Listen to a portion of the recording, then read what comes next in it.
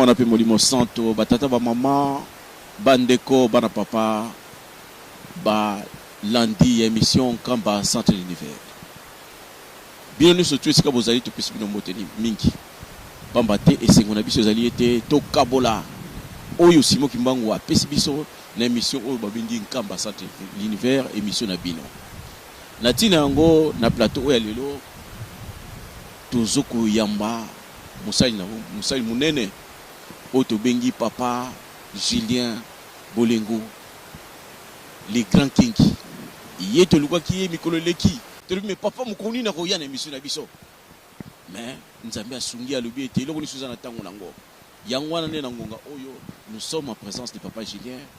C'est lui qui est l'intervenant de cette émission, c'est lui qui nous dira qui est-ce qui nous a apporté aujourd'hui. Mais là où vous êtes, asseyez-vous convenablement. Nebisika nabino papa te makambo ezali et bandi lelo akotika bisote tokotika bino pe lisusote. Papa Julien, bonjour. Bonjour papa Peggy. Papa Julien et sengona biso ndenge to yambi to présenter ou déjà na habité soki ba présentation monsieur Bosani mais yo moko zali personnellement non vous avez ko bikambo ya ko bakisate mais pour se présenter na nous si manango to lingi to yeba eloko nini oyeli biso na plateau na biso lelo posa na biso zali ete bana papa eloko nini bakozwa na pana yo eloko nini oyeli biso mkola lelo papa Julien. Alors effectivement comme on aurait papa Julien Bolengo awa na fani na France na Paris précisément et Nazali professeur donc et puis Nazali élu il y a République française et loko eza ko permettre ngai na mona ba makambo mosusu na mairie à Saint-Germain-les-Corbeilles hein, dans la région parisienne. Donc eza ko permettre ngai comme on a regard mosusu oyo mokiliza na biso po na Congo, ce que pensent les gens sur le Congo. Mais na ye awa po na wanate na ye wana pa na message oyo na li ko passer na bandeko na biso ba congolais po na journée ya 12 octobre hein. Nde ezali nini message nini oyeli biso papa Julien mkola lelo ndiko yomko o définir yango pour le 12 octobre makambo nini yango yoyeli biso pamba te date yango ndiko solo blango ezala makambo bele yo siko likambo nini oyeli biso mkola lelo penza oyo bana oyo ba congolais fo balanda. Alors ngai eloko na zana yango besoin lelo ndenge omoni série ya babiloko nyonso tout okobanda ko lancer pona ko meka ko expliquer peuple congolais kola musabango donc la Musabango, bazala hyper sensibilisé, notamment les enfants au bazan en Europe, et puis bana mususu, au ba kolio makamo mingi eleki na kati ya Congo na biso, ils sont des ignorants. Voilà, opportunité ya koyeba yango te. Mingi baza komo na eloko mo de façade, mais baza ko comprendre te likambo nini o ezali na kati ya Nkamba, likambo nini o ezali na kati ya Congo. Donc koyanga na ye awa papa Peggy, na ye sur deux points. Point ya liboso ezali pour na kolakisa que biso bato ba kimbangisi balobaka nzamba akoki kozala moto te tokolakisa eloko wana ke nzamba azali moto tokosappuye na makomi ya Bible et puis pour na baoyo bakoki kondima Bible te parce que balobi ke Bible ezali liloba nzambe te tokopesa bango pe point de vue na biso sa sur likambo wana mais l'axe central ya biloko na biso ali journée le 12 octobre au Tokola qui que il faut biso ba congolais face na situation tozana ngolo na kati ya RDC nous avons un geste o ezali obligatoire ya kosala yango soki tolingi pasi esila pasi na biso ekosila te tant que toyebi nano nzambe na biso te toyebi nzambe te nzambe na biso te toyebi pe papa Diangenda te toyebi dommage au biso to commettre sur papa Diangenda te et loko wana so que tant que l'article de la constitution française de l'OBA et lobby que l'article 33 je crois et lobby que quiconque commet dommage à autrui lui doit réparation fils est une nzambe et c'est comme ça que nakati a prié à Jésus-Christ hein azape koloba eloko wana ya kolimbisa masumu donc eloko wana ezali axe central na biso il faut que Congo ekende na kati ya Nkamba koluka kimia na na kati ya Nkamba et kimia wana kozwango ndenge nini akozwango en demandant pardon à papa Diangenda d'ailleurs mais tozongi na place ya libandeli lobi bakimbangisi balobi papa Diangenda azali nzambe alipe papa simo kimbango azali nzambe banzambe pa na bango bazali mingi Alors eloko nini yo ikola kisaite bango o balobaka ete nzambe azali mutu te mais pas na yo olobi ete ozana ba élément oyo yo kolakisa ete nzambe azali mutu to bandana place on a voilà ba élément on. Alors ngai eloko liboso ezali to lakisa ke nzambe azali moto soki tozwi lelo Bible na kati ya livre à Jean elobi au commencement était la parole. Oui, la parole était avec Dieu, la parole était Dieu. Cette parole a pris chair, est devenu homme. Et cet homme-là est venu vivre avec les siens. Et les siens n'ont pas reçu puisqu'ils n'ont pas reconnu. Mais bon, bato oyo bayaki, bato oyo parole neza ko impliqué bango, oyo sali deux courants, courant moko ya kala na courant ya sika. Ya kala ezali nkolo Yesu, ya sika ezali papa Simokimbango. Parallélisme na bango ezali sans faille. Non mais batu bandimi ke nkolo Yesu azali nzambe. Oui bien ou bien. Mais Simokimbango baboyi kondima ye. Ya wana ni tolingi ye olobila biso parallélisme parce que bango peut-être na ignorance ba quand c'est que nkolo Yesu abota makité ou bien nkolo Yesu pana bango azalaki dans l'espace mais soki abota maki na banti ba similitude ezali na ndenge yo yedi biso thème na yo ke papa Simokimbango papa Diangenda azali nzambe donc meka kolakisa biso ba similitude wana. Voilà. D'abord nkolo Yesu, ça c'est la première partie. Deuxième partie essentiellement sur papa Diangenda. Alors nkolo Yesu pour na base pour abotama il a fallu akota na libumu mama na ye molimo musantu tata na ye za molimo musantu le molimo musantu mutatieke na kati ya libumu ya mama na ye abotama physiquement abotami pe biologiquement physiquement à connaître croissance na kati ya libumu ndenge mama ya Jean na mama ya Jésus tango bakutana ki na ba libumu on voit ce qui s'est passé l'enfant à connaître système à maturation na kati ya libumu jusqu'à la naissance na ye tanga botami akoli pe lokwa bana nyonso azalaki na bandeko na ye o bazalaki na bango pe bo pe babandaki ko sombrouiller na ye ameli mabele lokola bato nyonso to bamelaka mabele akoli tango na ye kokaki puisque toute chose ya na temps nango omoni tango nzambe alobi yo mwana mobali obotami mais un jour kokoma mandefe kobota donc tango na ye kokaki ka bana misala na ye asalaki selon oyo ye ayelaki na moki apasaki na phase ya baptême te eko okoma makambo oyo nkolo Yesu aza koyebisa bato alobi oyo nyonso to eko arrivé na ngai parce que ça a été décidé na ciel. Aye, Jésus va être arrêté batuni d'abord. Voilà place où Jésus va révéler aux gens. Alobi na bato d'abord na ba disciples na il montre à ses disciples déjà qu'il était Dieu. Jésus à l'âge de 12 ans akendeki na kati ya temple alobi na bango na livre Isaïe les paroles des écritures que vous venez d'entendre. C'est à cet instant que ça vient s'accomplir. Bato bandima qui était, baluke na mabanga. Alors Jésus n'a jour à jugement, naye, kangi Jésus, balobi bon. Voilà, l'acception na nzambe na yo, yo za koloba nzambe mon père azawapi. Puisque na katia question on sous-entendait que Jésus se prenait pour un Dieu. Alors Jésus tanga yebisi banga lobi, devant vous êtes en train de les juger. Le grand sacrificateur a pas soli bilamba tikali mutaka. Alors c'est le plus grand blasphème ya mokili. Yo mototo ebi tatana mama o mizwa lokola nzambe. A déclaré officiellement et sans embâche, sans détour kaza nzambe. Ndenge pa ebisa ki ba disciple na ye. Alors ça scandale. Mokili mobimba ba condamner Jésus-Christ parce que bango bazaki na tukolo bango définition na bango ya nzambe ezaki ndenge musu par rapport ya Yesu ezaki ndenge ni par rapport à bango ndenge bango balingela ki nzambe na ndenge na bango mekana ko. Voilà, parce que c'est là aussi le problème qui est dans kati ya Congo na biso avant de basculer sur Kimbangu. Bato s'imagine Dieu c'est un esprit. Mais yango na to ko parler na nzambe parce que Dieu c'est qui? Parce que tant Nzambe moka za koloba na Moïse, que Moïse yo za Nzambe. Kolo yo salobaki na bato na ba disciples balanda que vous êtes des dieux.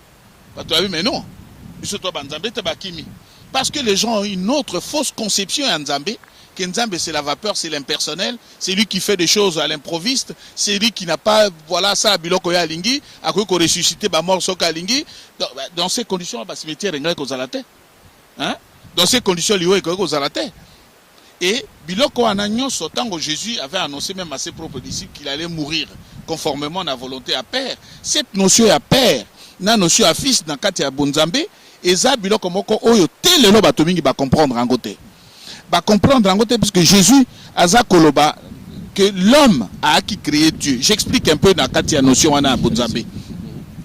C'est vrai nzamba azali pensée, nzamba azali esprit, mais esprit on ezali esprit on ezali pensée o ezali positive, c'est-à-dire étant dit na makambo ya malamu, voulant le bien-être. Alors l'absence en nzambe fait le mal. Hein? L'absence en nzambe fait tout ce qui est opposé na bien ezali absence en nzambe. Nzamba zate sikawana. La violence, voilà. La alors, confusion. Voilà. Voilà. Alors, maintenant, bateau baza ko comprendre, baza ko zoa esprit wana oya nzambe ya ne faire que du bien. Nzambe a commis si bango, ba nzambe peut aussi puisque na kati molimo na bango, ils sont remplis na ba pensée rien que positive. Et quand ta pensée est remplie de pensée positive, même bateau le ba David babi a commis étoile, hein? Où des gens disent Dieu d'Abraham, parce que Abraham, bon, écoute, on sait, on peut discuter là-dessus, mais ce qui m'a dit mon aïe, et on dit rien que n'a pas biloko malam, n'a bolamu, conforme biloko na bolamu tokozango pour tokozango na kata ba écriture, yango na nde okomi son nzambe, et tant qu'on recommande nzambe puisque ta pensée est connectée à la na et à connecter un esprit et à très très positif dans bamakamonango au komi nzambe. C'est comme quelqu'un yo zali source à courant mais on a connecté na source à courant. C'est lui qui te touche à simbi courant wana. Et c'est comme ça que moto akoko comme nzambe parce qu'il est connecté na véritable source il y a bien. Donc pendant Kataoté, je pense que c'est l'objectif qu'avait fixé Dieu dès la création parce qu'il y a qui moutoise dans ma bête et on a le but à s'allier dans le lenge na ye. Exactement. Voilà. Aux alliés sur l'axe la likambo, c'est-à-dire que l'homme aussi, Bible et lobby, que l'homme a été créé à l'image de Dieu. Image à Motezanan, image à Ngando et Zangando, image à Soso et Soso. Hein? Mais image il y a Nzambe. Et Zali Nzambe. Et donc cela n'est pas contradictoire que Jésus-Christ déclare ou déclara que l'homme qui est à l'image de Dieu est Dieu. Parce que à la progression, à la processus, oya kosala, na kati ya vie oya zana ona mukili, pona ala tabonzambe na ye. Et comme l'homme a tout ça qui nzambe te, kole soyez, les gens avaient une fausse conception en nzambe. Hein? Et Jésus a lobi na bango, a lobi je suis le chemin. Je suis l'exemple. Oya komene bino vers nzambe, c'est-à-dire komene bino vers la justice véritable, vers la vérité. Il disait que lui-même il est la vérité. C'est-à-dire que biloko on surtout un mensonge. Oya lokuta, oya ezali ba biloko mabe, ezali bonzambe était. Bonzambe c'est un état d'esprit. Vous avez vu, il y a bolamu sikoyo qui consiste à faire le bien. Jésus disait allez partout et faites le bien à toute la création. Bonzambe c'est faire le bien, refuser le mal, refuser l'injustice. Kimbangu dira, je suis venu pour éradiquer l'injustice. Biloko wana, c'est-à-dire qu'on rétablit Bonzambe. Et Biloko wana, Bonzambe, c'est un état d'esprit qui consiste à faire le bien. Donc, Moto Akoko comme Nzambe, Christ Azan Nzambe, parce qu'il était l'incarnation du bien. Nous, papa Julien, au Lubina Bisso, il y a solo, ou la Bisso étape, il y a encore progressivement. Avec le temps, les gens, maintenant, ils ont cru que Christ est Dieu. Là, il y a eu une période d'acceptation. Oh, le bélibiso, il y a les bossons, la période, c'est vrai que mais avec le temps, on dit maqué, on colle sous Azali Nzambe. Si on se met comme Nzambe, na ndenge nini yono.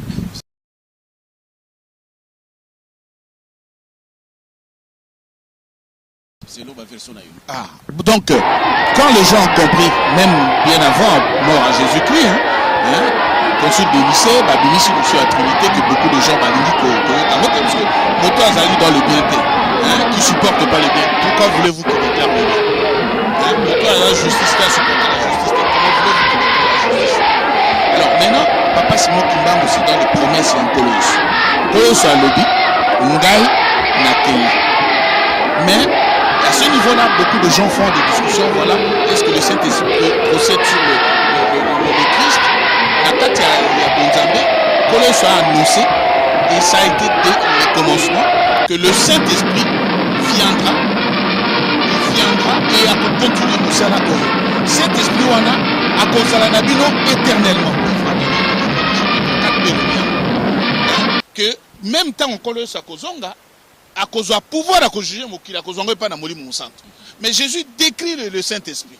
Abi c'est l'esprit de vérité que le monde ne peut pas connaître. Alors bah ton monde, au monde, monde hein. Au baloli en bimi des mots. Ben voilà. Donc le monde ne peut pas recevoir puisque azamu ton abangote. Il faut le système on a pas comprendre alors. Et voilà. Donc bato nyonso ba ko comprendre parole à Jésus. Même pour des gens qui opposaient Jésus à Moïse, Jésus disait qu'avant que Moïse soit, moi j'ai fui. Mais regardez Papa Simo Kimbangu, le Saint-Esprit. Tala makambo na ye papa. Papa Simo Kimbangu est plus que Dieu. Regardez pendant Nkolo Yesu akota na libumu Marie. C'est le Saint-Esprit motatie Nkolo Yesu na kata libumu Marie. Tata na nani? Kimbangu wana. Nkolo Yesu akufi. Akei na séjour de mort. Nana kene ko se kusei na kata ya séjour de mort. Molimo mosanto. Papa Simo Kimbangu. Alors, tant que je baptême naïe, le Saint-Esprit était là. Le Bible motezo le bango que le ciel s'est ouvert, que l'Esprit est descendu sous forme corporelle, les yeux formes moussous. Le Saint-Esprit est descendu, puisqu'il était là. Quand Jésus ressuscite Lazare, Jésus appelle le Saint-Esprit. Et tant que kotika mokila lobi na ke me molimo mosantu akoya. Il conduira toutes choses. À dévoiler binomène biloko boyebite. Et que à mettre en garde les gens. Vous commettrez le péché contre le Père, le Fils et qu'on a la pardonner. Mais il y a Saint-Esprit qu'on a la pardonner. Je vous mets en garde. Et le Saint-Esprit a yé à la type posu moindo. Kimbanga a révélé biso biloko nina. Habitant un collège sa kozonga pour na koju akolata posu moindo. Allez, ça le crime de lèse-majesté. Vérité en collège sur le baki na Jean 15 que mouli momusato akoya. Yewana akosala akosala makambo même de longa na salité. Et biloko na yali plus que au-delà de ça. Papa Simo Kimbangu, on va le voir, similitude avec Nkolo Yesu. Tout se passe comme si même l'esprit créateur wana yangwana ça qui na Nkolo Yesu yangwana et la tekinzoto biso bengi Kimbangu. Et que Papa Simo Kimbangu, tala jugement naïe, il a été arrêté, jugé. Le Christ n'a jugé qui? C'est les Romains. Regardez Papa Simo Kimbangu, jugé par M. De Rossi, un Romain, belge d'origine romaine. Papa Simo Kimbangu a koufi à 15 heures. Christ aussi a koufi à 15 heures. Il y a des gens qui disent, mais Christ a koufi à c'est quoi? Kimbangu a c'est quoi? Il vit, mais ce qu'il est là, Jésus crée à c'est quoi? Mais il est allé s'asseoir à la droite de Dieu le Père, afin de qu'on a. Mais à l'obi moli mon sang tourné moto à conduire ma camion surtout. Alors si kabato baza ko bon kolo esuyaka. Mais ayebi se ki bino ka koyo bi ayebi se bino ke bo s'adresser na moli mon sang. Bato baza na nécessité spirituelle intellectuelle. Donc papa Julien na bandi na pe miso moke parce que makamuza na ngo ezali mingi. Apesi relais pa tata moli mon sang. Mais poto to continuer na masolo na biso to sengina nzembo na papa papi kuna na régie bo pesa batata na ba mama papa Julien alobi ete Nkolo Yesu tangwa ye esengeli sikoyo